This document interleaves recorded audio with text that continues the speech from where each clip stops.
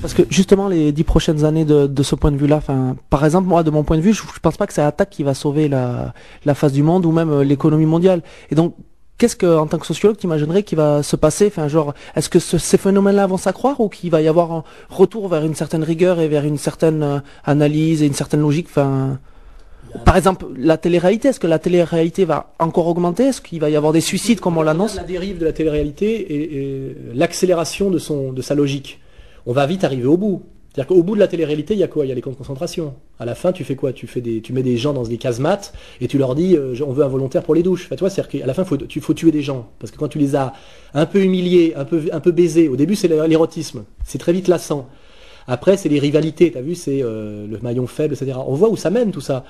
On ne fait que solliciter le désir sadique des gens. Tu vois, le désir de voir des gens souffrir, pleurer, les catharsis malsaines, le cocufiage, la violence, la délation. À la fin, on voit vers la guerre, vers mettre en scène de dire il y en a un qui doit survivre, 1 million d'euros à celui qui reste vivant. Et puis on filme des mecs en train de s'entretuer. Enfin, tu vois, on n'est pas loin de ça déjà dans la mise en place. Donc soit on va jusque là, soit à un moment donné la télé-réalité s'écroule parce qu'elle a usé son, tu vois, elle a très vite cramé son capital. Or aujourd'hui, on a des espèces de stratégies qui vont très vite à leur point zéro. C'est-à-dire, les gens se lassent. C'est-à-dire, au bout de la première compagnie, deuxième, troisième, à la troisième mouture, tu vois, le Loft. Ils ont tenu deux saisons et après c'est déjà démodé. Et après c'est qu'est-ce qu'on peut faire d'autre de pire. Et comme on joue sur des cordes humaines qu'on connaît très bien, qui sont basées beaucoup sur la laideur, tu vois, le pulsionnel, ça va très vite au meurtre, tu vois, on voit très bien où est le trou noir de tout ça. C'est Georges Bataille peut nous éclairer très facilement, tu vois. À la fin, c'est vous entretuez, quoi. Donc à un moment donné, on arrive très vite au bout, tu vois, avec Jackass, tu vois, Michael Youn, il est déjà fini, tu vois, les mecs sont dans le temps, tu créais un animateur, puis il montait doucement, tu vois, Michel Drucker, 30 ans après, il est toujours là, l'homme préféré des grands-mères. Enfin, ça se faisait en douceur et lentement et subtilement quelque part et de manière assez humble. Aujourd'hui, tu montes un Cador qui casse la baraque en 6 mois, puis 2 ans après, il s'est brûlé lui-même, exactement, sur le modèle punk, c'est-à-dire que ce mode extrême fait que tu vas très vite au bout et puis tu te consumes, tu vois, c'est une combustion ultra rapide. Donc ça peut pas durer encore très longtemps comme ça. Quand les médias ne vendent plus, quand on voit non seulement qu'ils vendent plus, mais que les gens ne les suivent plus. C'est-à-dire que la légitimité de Serge Julie aujourd'hui, c'est de dire je fais voter les jeunes et les cons comme vous voulez, Monsieur Rothschild, en leur faisant croire qu'ils sont de gauche. C'est ça son contrat. Mais à un moment donné, Monsieur Rothschild, qui a acheté le journal à perte, parce que ça ne rapporte pas d'argent, donc on n'achète pas un journal pour vendre, on achète un journal pour dominer les esprits. Hein? Mais quand ces journaux qui sont censés dominer les esprits ne dominent plus rien, parce que quand Libération dit à tous les lecteurs de Libé, votez oui à la Constitution, et que les gens, même dans les sondages, te disent oui, je lis Libé tous les jours par habitude culturelle, mais je vote non quand même, Monsieur Serge Julie, ça veut dire que, comme Edoui Plenel se fait sortir du monde, j'attends le moment où Serge Julie va se faire sortir de Libé. Parce que soit Serge Julie se fait sortir de Libé, et Libé peut avoir une nouvelle mouture et durer encore un peu, soit Libé meurt, va jusqu'au bout et disparaît avec Serge Julie, qui, si tu veux, a tellement compromis son honneur et sa dignité en tant qu'homme de gauche issu de mai 68, et elle est tellement loin dans l'abjection, le mensonge et les contradictions, qu'à un moment donné, c'est comme Malek Bouti avec le PS, il ne rapporte plus rien. C'est-à-dire que Malek Bouti, il est à la charge du PS, mais quelle influence a-t-il sur sa cible d'origine et son segment de marché d'origine? Okay. Quel mec des banlieues pense que Malek Bouti est autre chose qu'un collabeur et un traître? Personne. Donc finalement, le mec rapporte plus grand-chose. Il est à la charge de ceux qui l'ont poussé à trahir. C'est ça le problème, il est là, c'est qu'on a un problème de marché, c'est que ça ne se vend plus. Toi, le problème, on peut parler de Dieudonné. Dieudonné, on lui a mis une fatwa sur le dos. Exactement comme Mel Gibson, mais dès qu'il a réussi à sortir son DVD avec beaucoup de difficultés en passant par le Canada, etc., et ben tout de suite il était premier des ventes. Donc voilà. Mais le débat il n'est pas là, c'est qu'on a dit ce film qui était un film en araméen que Mel Gibson avait produit pour des raisons personnelles et qui comptait à la limite distribuer gratuitement dans un circuit religieux, enfin tu vois, ultra minoritaire. Finalement, l'interdiction qu'on a eue nous de le voir, nous chrétiens, fait que tous les chrétiens y sont allés et que c'est un film qui a eu plus de succès que Titanic. Tout ça avec 3 clous et 2 planches. Je remarque que si tu veux, c'est très contre-productif ce boycott. C'est-à-dire que finalement les gens en ont marre qu'on leur dise ce qu'il faut faire et qu'il faut pas faire, et que d'instinct quand on leur dit ce type-là, il faut absolument que vous le boycottiez, d'instinct quand on voit les gens qui vous disent de pas y aller et qu'on voit le regard du mec qui a fait le boulot, on a envie d'y aller parce qu'on se dit un mec qui a osé faire un doigt d'honneur à toutes ces Josiane Savigno ne peut pas être totalement mauvais, et on va les voir parce que ce mec a un peu de sang dans les veines et un peu de courage. Et c'est là où les autres, là, ils ont une crise grave, tu vois, c'est que ça ne marche plus, tu vois, ça ne marche plus. Donc ils peuvent boycotter, faire comment dirais-je, des éditos dithyrambiques pour faire l'apologie de tout ce qu'ils veulent, des élections en Irak, etc.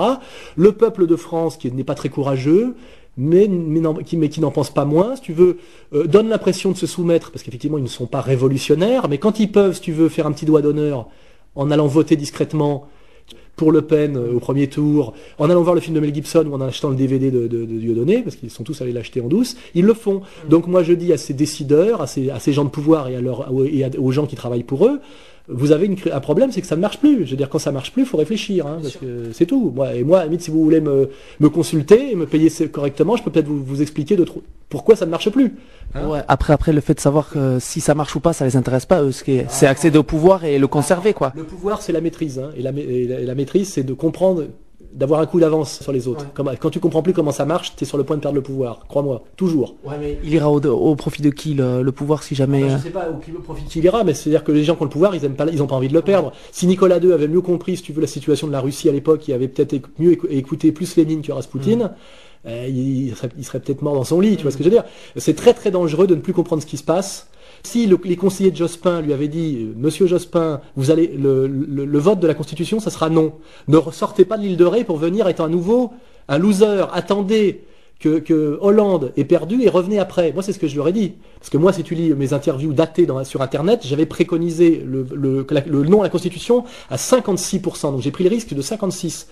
Je suis allé un peu haut, mais ce que je remarque, c'est que moi, j'en étais certain de ce déferlant du non.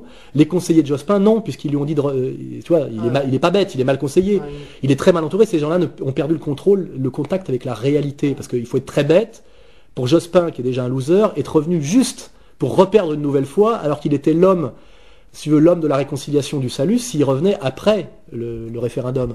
Donc ça veut dire qu'il est entouré d'imbéciles qui ont perdu tout contact avec la réalité, très mal conseillés, et il a fait une énorme erreur en revenant une nouvelle fois pour perdre. Il fallait qu'il revienne après. Bon, moi c'est ce que je dis. Je dis que les types qui sont au pouvoir en ce moment détestent les gens comme moi parce que je leur dis des choses qu'ils n'ont pas envie d'entendre. Mais ces choses que je dis, ce sont des analyses justes et correspondent à la réalité. S'ils veulent garder le pouvoir, il faut qu'ils gardent la maîtrise de la réalité, c'est-à-dire une analyse cohérente, c'est-à-dire que la prospective. Qu'est-ce que c'est qu'un intellectuel? C'est un mec qui a un coup d'avance sur le commun des mortels, qui dit voilà vers quoi on voit, qui dit dans les années 30, je pense qu'Hitler a une grosse chance de prendre le pouvoir. Tu vois, donc ça sert à rien de dire que c'est un crétin, ça marche pas. Plus vous direz ça, plus les gens voteront pour lui. Ça sert à rien de dire qu'il est antisémite. C'est pas ça, c'est plus ça qui fait peur aux gens. C'est ce genre d'analyse que je suis capable de faire. Moi, je dis, attendez, vous voulez faire de l'esthétique, vous voulez faire de la sociologie, vous voulez garder le pouvoir, ou vous voulez garder la certitude de vos certitudes surannées. À un moment donné, quand ça ne marche plus, il faut se poser des questions. Il faut, je dis, vous êtes mal entouré, vous êtes mal conseillé, vous avez perdu le contact avec la réalité. Ça fait quand même 2 fois que Jospin comprend rien. Tu vois, la première fois quand on lui dit, vous savez, vous serez peut-être pas au 2e tour, il a ricané. Moi, je savais que Le Pen serait au 2e tour. Je l'avais écrit, tu vois. Je l'avais écrit, j'en étais sûr, tu vois. Et là, je savais que ça serait, et tout ça, c'est dans mes textes. Donc moi, je dis pas grand chose. Je dis, on peut penser ce qu'on veut de ce que j'écris, de ce que je dis. Il se trouve que j'ai à peu près raison sur tout ce que j'ai écrit depuis 1984. Hein, donc ça peut forcer le respect en tant que prescripteur, en tant qu'analyste, parce que je sais très bien que les gens qui sont au pouvoir en ce moment, les animateurs culturels issus de mai 68, leur penseur préféré c'est Sartre, et la phrase qu'ils disent c'est que ce que j'aime chez Sartre c'est qu'il s'est toujours trompé. Je veux dire, ils disent pas ça d'un plombier ou d'un ingénieur ou d'un architecte. Moi, ce que j'aime chez certains penseurs, c'est qu'ils ont souvent eu raison. Tu vois, c'est ça qui fait qu'ils sont crédibles. Alors évidemment, si leur vision du monde et du penseur c'est Sartre, ça c'est leur problème. Mais à mon avis, ils vont pas garder le pouvoir encore très longtemps. Bon, je vais essayer d'enchaîner.